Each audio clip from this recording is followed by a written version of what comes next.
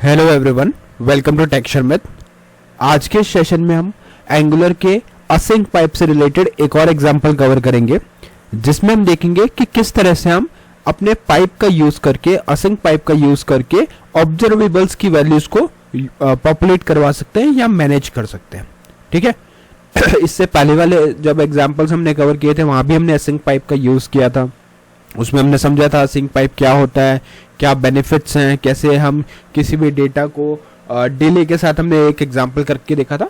तो आज का जो सेशन रहेगा उसी के कंटिन्यूशन में रहेगा, जहाँ पे बस हम एक नया कॉन्सेप्ट सीखेंगे कि कैसे हम ऑब्जर्वेबल के साथ में इसको यूज करते हैं। बट सेशन शुरू करने से पहले जस्ट एक रिकमेंडेशन है कि अगर अभी तक आप लोगों ने पहले वाले सेशंस नहीं देखे हैं तो आप पहले उनको देख सकते हो, क्योंकि ये जो पूरी प्लेलिस्ट है एक प्रॉपर सीक्वेंस और सिंक में है। तो अगर आप उसको सीक्वेंशियली ही फॉलो करोगे तो और भी ज़्यादा इजी रहेगा आप लोगों के लिए ऑनगोइंग टॉपिक को समझना और उनको इम्प्लीमेंट करना। क्योंकि अभी हमारा जो मेन प्रायोरिटी टास्क है वो क्या है कि कैसे असिंक पाइप का यूज होता है ऑब्जर्वेबल के साथ में। ठीक है, okay. So I think agenda clear है कि क्या हम इसमें देखने वाले हैं, कैसे देखने वाले हैं। मेनली मैं आपको बताऊंगा कि कैसे ऑब्जर्वेबल के साथ में इसको कैसे यूज करना है, क्या सिंटेक्स स्ट्रक्चर होगा, क्या बेनिफिट्स होंगे, है ना, ये सब जो भी रिक्वायर्ड थिंग है ये सब अपन डिस्कस करेंगे। अब क्या करना है, देखो किसी भी पाइप को यूज करने से पहले कुछ उसके मॉड्यूल्स होते हैं, है ना, वो हमें इंपोर्ट करने होते हैं। तो यहाँ पे अभी हम वही करेंगे। तो अभी हम चलते हैं app.component.html फाइल पे, app.component.ts फाइल पे। इस ts फाइल के अंदर आप देख रहे हो यहाँ पे हमारे पास एक इंपोर्ट सेक्शन है। यहाँ पे हम डाल देते हैं कॉमन मॉड्यूल। ठीक है। तो जैसे ये कॉमन मॉड्यूल ऐड करोगे तो ऑटोमेटिकली ये वाली जो लाइन है import common module from angular common, ये ऐड हो चुका है। मतलब हमारा जो कॉमन मॉड्यूल है वो सक्सेसफुली इंपोर्ट हो चुका है। और यहाँ पे अगर आप इसका माउस लेके जाओगे कर्सर तो दिखाएगा कि export all the basic directives and pipe such as ngif, ngfor, decimal pipe and so on. ठीक है, यहाँ तक तो क्लियर है। ये हम हर बार करते हैं। अब इसमें हमें एक चीज और इंपोर्ट करनी पड़ेगी जो है ऑफ किस लिए, तो ऑब्जर्वेबल्स के लिए, वो अपन देखेंगे। बट उससे पहले अपन चलते हैं app.component.html फाइल पे। यहाँ पे ऑलरेडी एक हेडिंग आपको दिख रही है, Angular 19 course by Texture Math. यहाँ पे हम h2 डाल देते हैं और यहाँ लिखेंगे async ASYNC pipe in Angular with observables. ठीक है, ऑब्जर्वेबल्स को अपन सेपरेटली भी डिस्कस करेंगे डिटेल में, बट उससे पहले जस्ट एक बार हम यूज करके देख रहे हैं असिंक पाइप के टर्म्स के अंदर। बाद में तो फिर आप चाहो तो इसको और वेव्स में भी यूज कर सकते हो। ठीक है, तो ये हमने एक हेडिंग डाल दी, ये जस्ट बताएगा कि हम असिंक पाइप यहाँ पे यूज कर रहे हैं। अब हम क्या करते हैं, यहाँ पे सिंपली इसको रन करके देखते हैं। तो मैं क्लोज करता हूँ एप्लीकेशन को और यहाँ पे फिर से सर्व करता हूँ ng serve -open एंटर। कुछ सेकंड्स का हम वेट करेंगे और वेट के बाद में हमारे को आउटपुट स्क्रीन पे आके यहाँ पे मिलेगा, जो कुछ इस तरह से आ रहा है। ठीक है, तो आउटपुट में हमारे पास क्या आया, हमारे पास दोनों हेडिंग आ गई, Angular 19 course by Texture Math, async pipe in Angular with observables.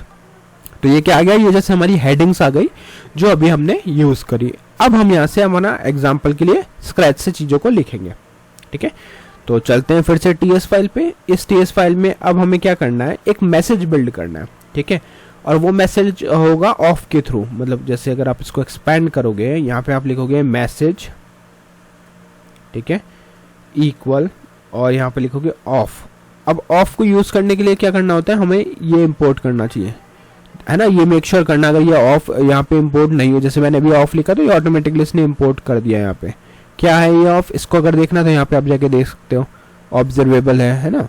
और यहाँ पे कहाँ से हम इसको इंपोर्ट कर रहे हैं, RxJS से इंपोर्ट कर रहे हैं ऑफ को फ्रॉम RxJS। कई बार प्रॉब्लम क्या होती है कि हम ये लाइन ऐड नहीं करते और डायरेक्टली ऑफ को यूज करने का ट्राई करते हैं तो वो एरर देगा। देखो इस केस में दे रहा है एरर, वो क्यों दे रहा है, क्योंकि वो डिक्लेयर्ड नहीं है। तो नॉर्मली अगर आप एडिटर यूज कर रहे हो तो यहाँ पे आपको पहला ऑप्शन मिलेगा, इसको आप जैसे ही एंटर करोगे तो वो ऑटोमेटिकली खुद से ही उसको इंपोर्ट कर देगा। ठीक है, जैसे हम कॉमन मॉड्यूल लिखते हैं तो वो ऑटोमेटिकली यहाँ पे ऐड कर देता है। ठीक है, तो यहाँ से हमने इसको इंपोर्ट कर लिया। अब इंपोर्ट करने के बाद में हम इसके अंदर कुछ मैसेज पास करेंगे। ठीक है, तो यहाँ पे हम लिख देते हैं मैसेज, कोई भी मैसेज हो सकता है। जैसे हम यहाँ लिख देते हैं hello from async pipe.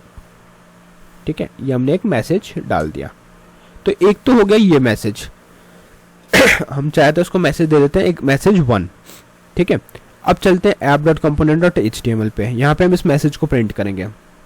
I think एक काम कर सकते हैं, इस मैसेज को अभी के लिए मैं क्लोज कर देता हूँ, हटा देता हूँ।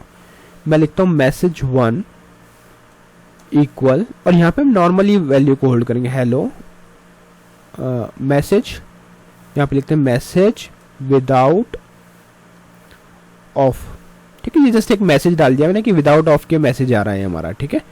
अब इसको प्रिंट करना है, तो आप लोग क्या करोगे, देखो ये बता रहा है क्योंकि अभी हमने इसको यूज़ नहीं किया, बट डोंट वरी, अभी हम इसको यूज़ करने वाले हैं। तो फिर से चलते हैं HTML पे, यहाँ पे एक H2 हेडिंग और डालते हैं या फिर पैराग्राफ डाल देते हैं, और इसके अंदर लिखते हैं मैसेज 1 वैल्यू विदाउट